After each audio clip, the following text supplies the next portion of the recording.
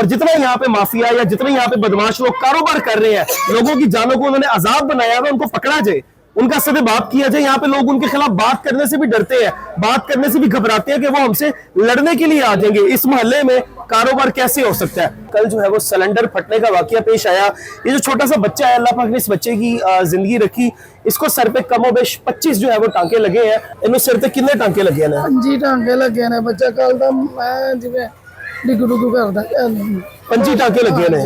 मां जी, ये ਤੁਹਾਡਾ गली मोहल्ला है, ਇੱਥੇ ਸਿਲੰਡਰਾਂ ਦਾ ਕੀ ਕੰਮ ਸੀ? पता नहीं भाई, असं तो देखिया अंदर उन्होंने रहन वास्ते लिया वे, अंदर काम हो रहा है, अंदर सिलेंडਰਾਂ ਦਾ ਕੰਮ ਹੋ ਰਿਹਾ ਹੈ। काम हो रहा है। ਇਹ ਕਿਹੜਾ ਮਹੱਲਾ ਹੈਗਾ ਮਾਂ ਜੀ ਜਿੱਥੇ ਕੰਮ ਹੀ ਕੰਮ ਹੋ ਰਿਹਾ, ਕਾਰੋਬਾਰ ਹੋ ਰਿਹਾ? ਸਮਝ ਤੋਂ ਮੇਰੇ ਬਾਹਰ ਹੈਗਾ। ਐਸੀ ਕਿੱਥੇ ਖਲੋਤੇ ਹੋਇਆ ਕਿ ਇਲਾਕਾ ਕਿਹੜਾ ਹੈਗਾ?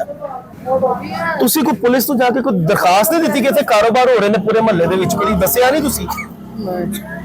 तो देखो महल्लेदारियों की फिर नाअहली है ना, तो दसना चाहिए। लड़ाई करन लग पे। अच्छा, सारा की बदमाश माफिया है? हाँ जी। नाज़रीन, उस गली में मैं मौजूद हूँ जहाँ पे कल जो है वो सिलेंडर फटने का वाकया पेश आया। ये जो छोटा सा बच्चा है, अल्लाह पाक ने इस बच्चे की जिंदगी रखी।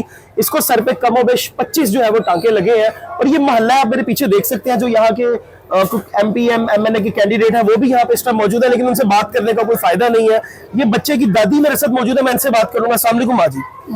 माँ जी, ये तो पोता ही है? हाँ जी। इन्होंने सिर पे कितने टांके लगे हैं? 5 टांके लगे ने। बच्चा कल दा मैं जिवें डिग डुग करदा 25 टांके लगे ने। बच्चा थले चीज लैन आया सिलेंडर। माँ जी, ये ਤੁਹਾਡਾ गली मोहल्ला है, ਇੱਥੇ ਸਿਲੰਡਰਾਂ ਦਾ ਕੀ ਕੰਮ ਸੀ? पता नहीं भाई, असं तो देखिया अंदर उन्होंने रहन वास्ते लिया वे, अंदर काम हो रहा है, अंदर सिलेंडਰਾਂ ਦਾ ਕੰਮ ਹੋ ਰਿਹਾ ਹੈ। काम हो रहा है। ਕੋਨੇ ਘਰ ਵਾਲੇ ਮੌਜੂਦ ਹੈਗੇ ਨੇ, ਘਰ ਜਿਨ੍ਹਾਂ ਦੇ ਸਾਰਾ ਮਾਮਲਾ ਚੱਲਦਾ ਪਿਆ, ਕਿ ਨਸ ਗਏ ਨੇ? नस बज गए। माँ जी, किन्ने लोगों की कल इत्थे डेथ हुई है? किन्ने किन्ने बेचारे लोग कल फौत तो हुए? एक बच्ची मरी है और 3 साल की अरीशा। हाँ। नाज़रीन, इसी इंसिडेंट में जो पुरानी आपने पीछे वीडियो देखी है, अरीशा इसी इंसिडेंट में जो है वो जान की बाजी हार के गई है। और उस बेचारी बच्ची का जो है वो अभी तक धड़ उसका सर नहीं मिला। हाँ, अरीशा जो थी, आज जो सिर नहीं मिला, तो ਤੁਹਾਡਾ बच्चा खुशकिस्मती है, अल्लाह पाक ने भी जान बचा ली है, लेकिन सिर ते इंदे 25 टाके लगे ने। ते कोई गवर्नमेंट दा नुमाइंदा, कोई पुलिस दा बड़ा अफसर आया? बड़े बहुत आए, उन्होंने आके कोई हौसला दिता होगा कि ऐसी कोई मामला करने आ? ये तो पता नहीं की करते कुराने सन सिलेंडर चुकते चुकाते भाई का गोश्त इकट्ठा किया। और इसे की नुकसान होया? नुकसान यही होया, कोई अंदर माँ जी ने उन्होंने कह रहे कि पैर भी सारा उन्होंने पैर भी सट्टा लगी गया। लेकिन महल्ले के विच देखो ना, हुणे भी दिखाया जी, ये रिक्शे गुजर रहे हैं, ये माल लोड हो रहे हैं। केड़ा महल्ला है माँ जी जिथे काम ही काम हो रहा है, कारोबार हो रहा है? समझ तो मेरे बाहर है। ऐसी कितने खलोते हो कि इलाका केड़ा है? केड़ा इलाका है? तुसी कोई पुलिस तो जाके कोई दरखास्त नहीं दी कि इत्थे कारोबार हो रहे हैं पूरे महल्ले दे विच? कोई दस्सिया नहीं तुसी?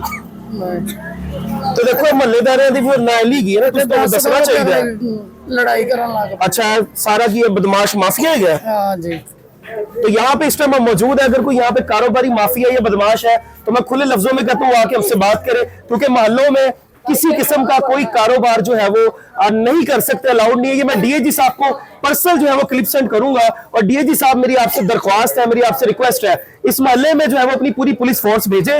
और जितना यहाँ पे माफिया या जितने यहाँ पे बदमाश लोग कारोबार कर रहे हैं, लोगों की जानों को उन्होंने अजाब बनाया हुआ, उनको पकड़ा जाए, उनका सदेबाप किया जाए। यहाँ पे लोग उनके खिलाफ बात करने से भी डरते हैं, बात करने से भी घबराते हैं कि वो हमसे लड़ने के लिए आ जाएंगे। इस मोहल्ले में कारोबार कैसे हो सकता है? पॉसिबल नहीं है माँ जी, है अलाउड नहीं गा।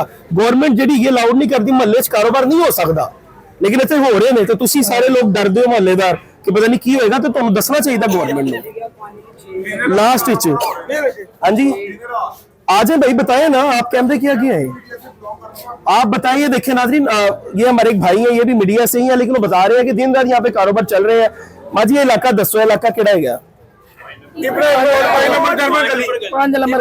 इब्राहिम रोड, मुंशी मस्जिद, ये इलाका है जो हमने मेंशन कर दिया है। अब ये मैं DIG साहब को इंशाल्लाह पर्सनल क्लिप सेंड करूंगा।